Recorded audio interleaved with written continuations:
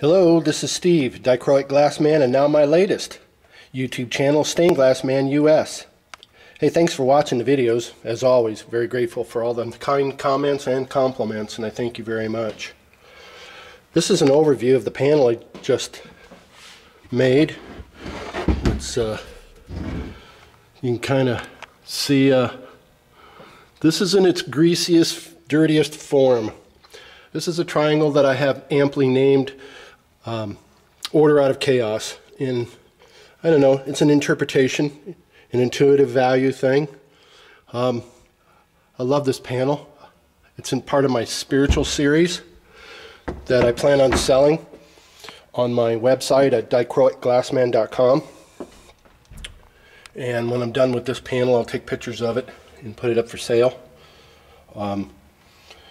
Anyway, the next step, by the way, check out that reptile bevel.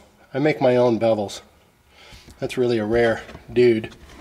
Let's look at the hangers. Let's look at why we're here. I put these hangers on here, and I used almost coat wire, heavy brass, copper. I don't know if it's brass or copper. I think they both solder up. And on one side, I took the wire and I curved it into there, and you can hardly even see the seam, although it's right there. But I built it up enough, high enough, to where it just comes right over and it's hardly noticeable. It's like a part of the frame. Here on this side, you could see right there at my fingertip that this dark area right here, I wasn't able to build it up. It's cold in my shop. I really need to build a hood over my bench, so to speak, so I can heat it, so I feel comfortable about soldering. If you're going to solder outside in a cold barn, workshop, basement, beware, you can break your window. Because the glass is cold to touch, you can feel the coldness, and you're going to stick a 900-degree iron on it, and if you're not confident in your soldering abilities, you're going to break a window. So it was really challenging to solder this up so that I didn't break the window, and it's not the smoothness that I'm accustomed to. Generally, my windows look like this. You can't not see a bump. See, now that right there, those two little things drive me nuts. So generally, my soldering is my strongest suit, and maybe my design secondly. My mechanics are first and my design second.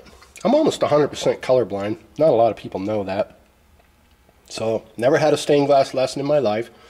Here I am showing people how to do stained glass like I know something. Anyway, you can see that again, that I wasn't able to jump that across because right now it's cold out here and I'm not able to get the soldering to quite to the level of skill that I'm accustomed to. So I'm going to build a booth over my bench in order to be able to arrive at that level of confidence that I have. You can see here, you can hardly tell on this side. It just goes right into it. Anyway, this is the strength of how you want to repair a window, or if you get a window in your shop or your house, or you have the ability to repair a window for a friend, you want to tie in your hangers into the strength of your piece. In other words, here or here, because you're pulling off of the strength of the whole window itself, the whole structure.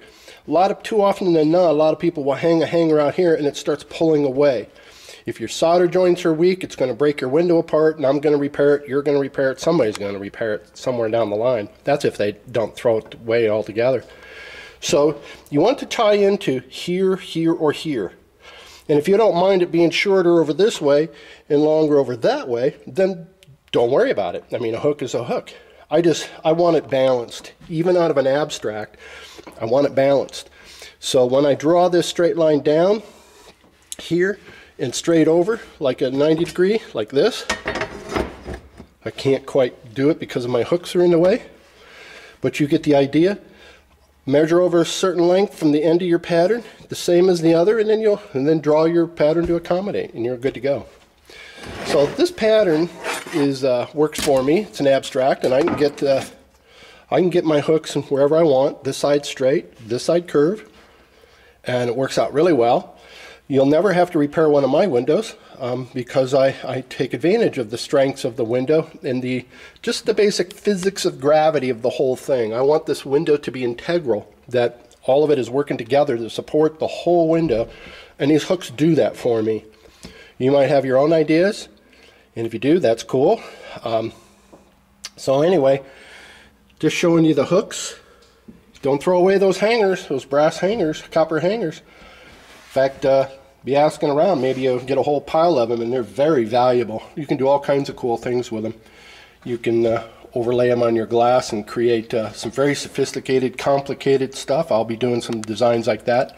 In other words, you might have a big circle, and you might take a brass rod and jump across that, and across and this way to create some sort of effect that you're trying to achieve.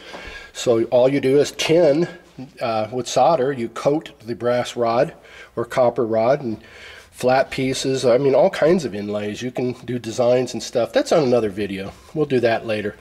But yeah, check out the dichroic components. I sell those on my website. I'm getting very close. I know, I've been saying that, but there's so much work to do, building up, getting ready to that point.